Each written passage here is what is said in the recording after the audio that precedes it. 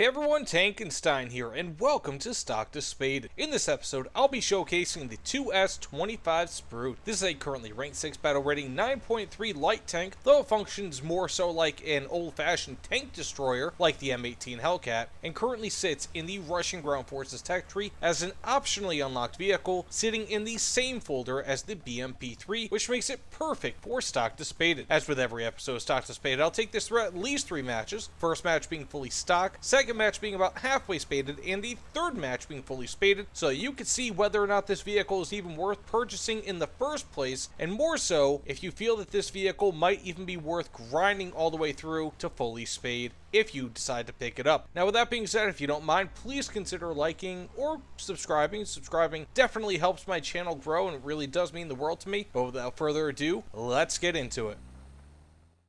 So here we are, fully stock with the Sprut, and to be quite honest with you guys, and this is something I am shocked that I feel like I have to say, this has been, and bear in mind, this is not my first match being fully stock, but all the other matches that I've tried recording have been so bad that I just couldn't put it into this video, right? Like, it's just been like, oh, you died, first to die, it's like, weird.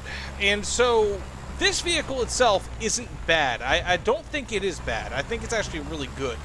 But fully stock, it has been a terror on me in particular. And it's just not been fun.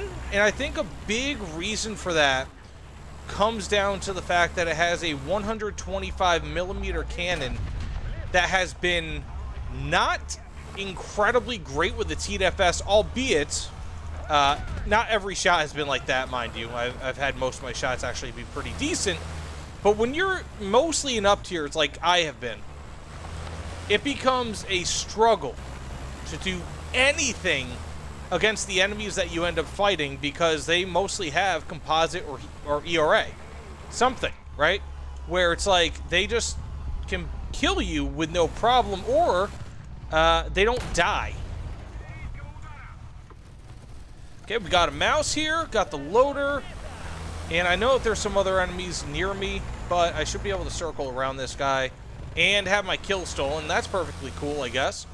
I know we have a Gepard, and he is dead. Quite honestly, this has been thus far my most successful match in one life. And again, not that this vehicle is bad. I think it's pretty damn good. The vehicle itself is actually quite quick. It's not well protected. It's only got like 40mm of armor at the front, give or take. I think 43 at max. Maybe it's on the turret. But otherwise, sounds like we might have an enemy somewhere.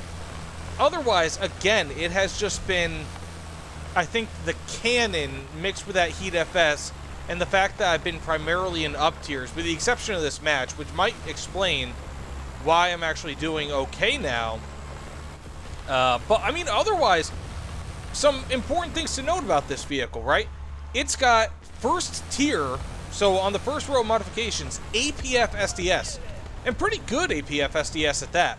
Second row of modifications, laser rangefinder. I mean, like, this thing is no slouch, don't get me wrong.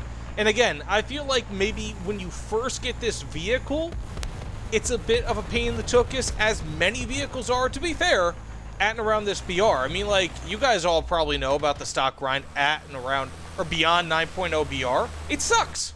It sucks. But this vehicle, I feel like, is going to be extremely good.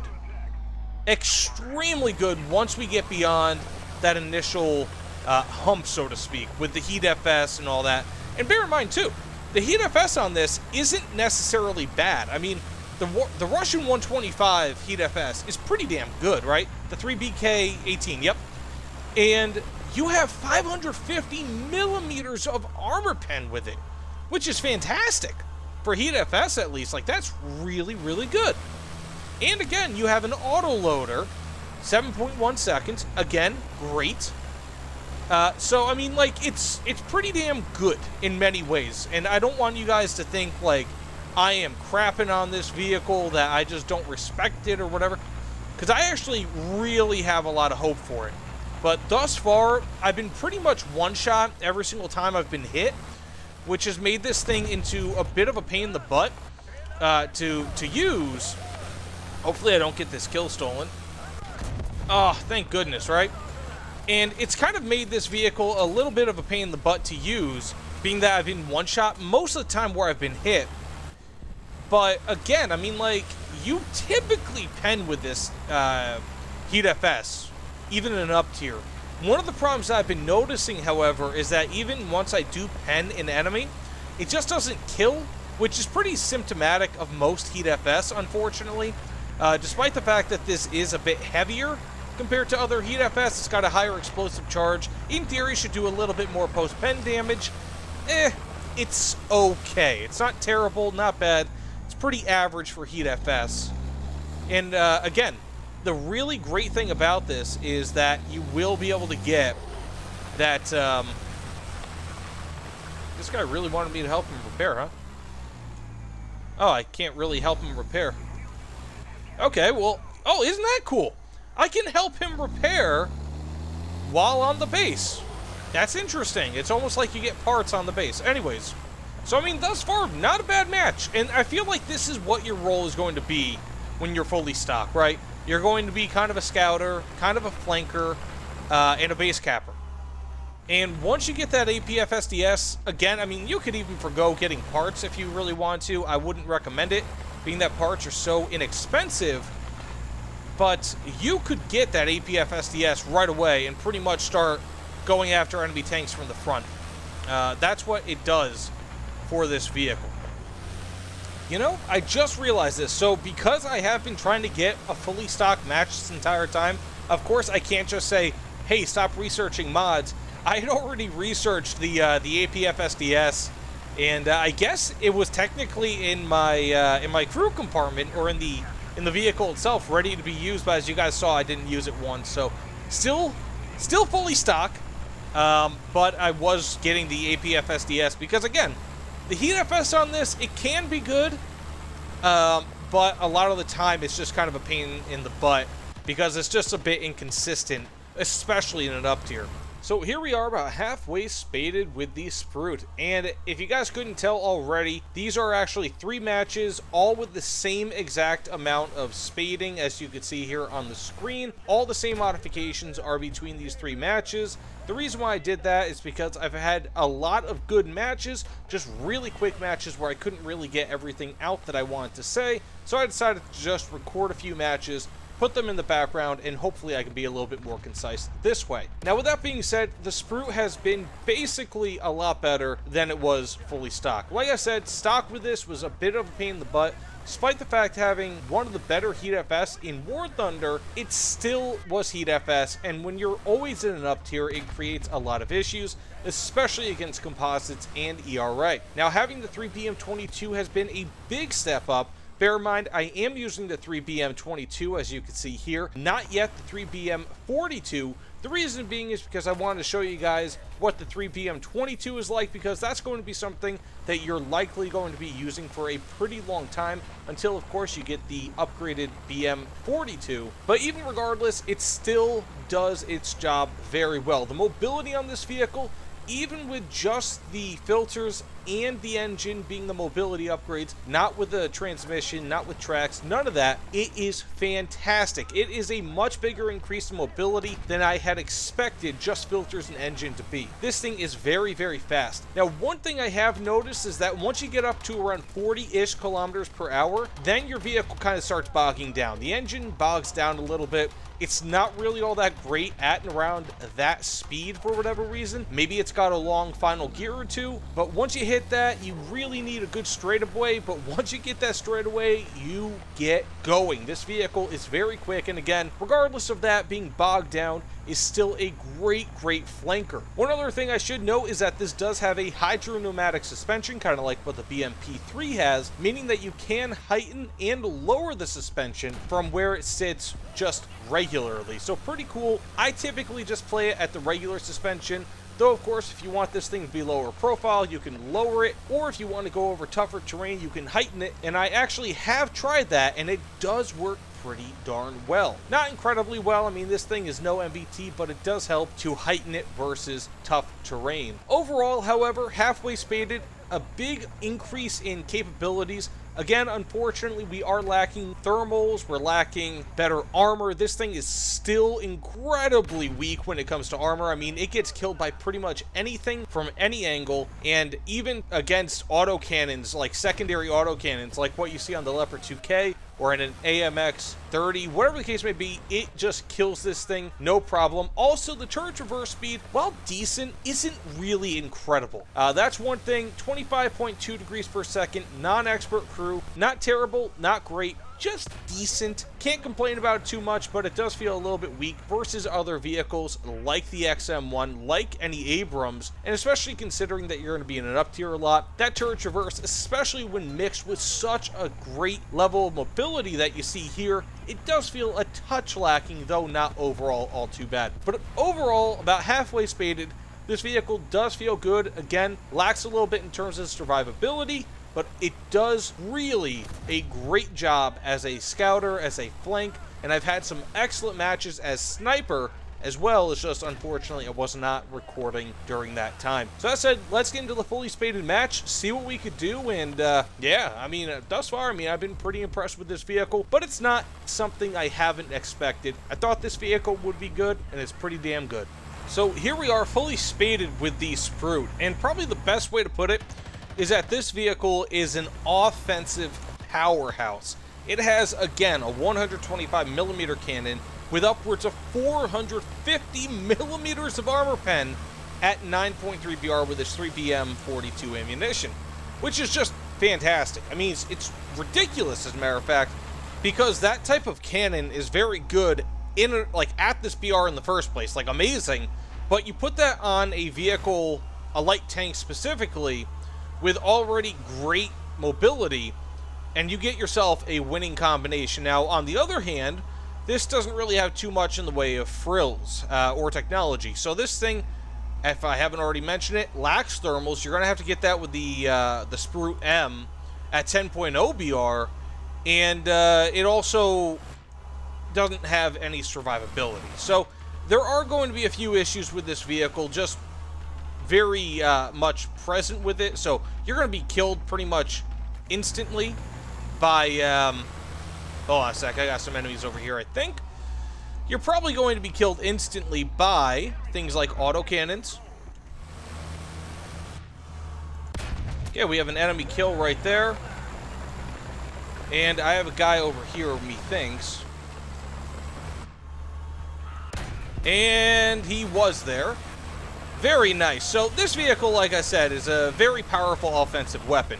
But once you get hit, you're pretty much toast. That's it, you know, and it really is one of the main weaknesses of this vehicle. I mean, heck, you only have 6 smoke grenades in total, which in my opinion kind of sucks, you know. So it is very limited in a number of fronts, but that mobility combined with that cannon, if you can keep up your strike warfare with this thing, it is incredibly powerful. We have one right there. Got ourselves a kill. And one of the great things about this vehicle also is the fact that because it has an autoloader, if one of your crew members dies, which again, very, very easy with this vehicle, you're going to be able to just keep reloading at the same relatively quick rate regardless of, again, that crew member being alive. Ooh, there we go. One of the big problems, though, with this vehicle is the fact that it is not... It's always in up tiers, pretty much. Oh, my goodness. I thought that was an enemy. But this vehicle is pretty much always in an up tier. This is actually one of the rare down tiers that I'm in. Thankfully. Thus, I'm not, like, dying immediately. Again, you know, like, this thing, basically, it just burns incredibly fast, incredibly quickly, and dies incredibly quickly. I mean, it's kind of like a hypergiant star, you know? It just is everything into offense, nothing into defense, and you have to hope that you're not going to be hit and killed with it. So, with that said, I mean, there's not really all too much more I can say about this thing. Again, it's very fast.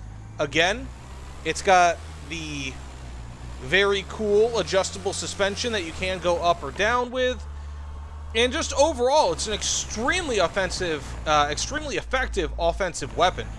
So do I recommend it? Do I recommend fully grinding through it? Yeah. I mean, this vehicle is extremely up-tierable too, largely because of that 3BM42 shell. I mean, it's just wonderful.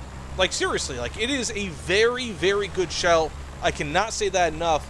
Insofar as light tanks are concerned, you don't really see light tanks with this sort of armament until later on in this game. Okay, we have an enemy right there. Now, one of the big problems with this is going to be the fact that, unfortunately, it has a very mediocre amount of horizontal or vertical turret or cannon raising. So as you can see, I mean, it goes up and down like the cannon itself adjusts extremely slowly. So that is one big critique of it, other than the fact that it has minimal armor. But that's just the thing. I mean, like, that's the game you play. If you have a very fast tank, you're probably going to have minimal armor. We have ourselves a kill there. We have ourselves another vehicle there, just for whatever reason. Not paying attention to me. Deal with that. I don't even know where the heck that guy is. But as long as we get ourselves an assist, I'm cool with that. And that's another thing, actually, that this vehicle is going to be very good at, typically, is going to be the fact that this is a very effective flanker, very effective scout. But also, let's see if I can actually go up that hill. Hopefully I don't die here. With a higher amount of lift. So that does help with off-roading capabilities. Typically, lower lift is more effective. There we go. We got kind of close. But typically, lower lift is going to be a bit more effective when it comes to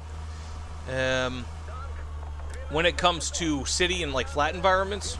But in this instance, we'll see. So again, there is that really, really bad gun cannon elevation. But regardless, I'm kind of rambling on at this point. So again, should you get this vehicle, I mean, I've gotten 5 kills, 2 assists, no problems. A big problem with this vehicle is going to be the fact that, again, you're going to be in up tiers very, very often. That really sucks. Like, genuinely, that does honestly suck. This is an up-tier vehicle, or an up-tierable vehicle, largely, again, because of its cannon. However, look at this easy one-shot kill, crew knocked out by Heat FS, right? Look at that. It wasn't even anywhere really all that close to my crew, but it took them all out. So yes, I do recommend this vehicle 100%. This is actually one of the bigger surprises I've had for a light tank. I was thinking it'd be you know, maybe it's because I'm a very offensive-minded player. I'm not really one to sit around and wait. So if you're kind of like me, and you like to just kind of go right through the enemy lines, the Sprut is probably going to be an excellent vehicle for you, and I 100% recommend it. If you're a bit more patient, maybe grind out some heavy or some MBTs first before you get this, but either way, excellent addition, and it will be able to be up-tiered very, very well. So I said, thanks so much for watching. If you don't mind, please consider liking, commenting, subscribing. I greatly appreciate all of it.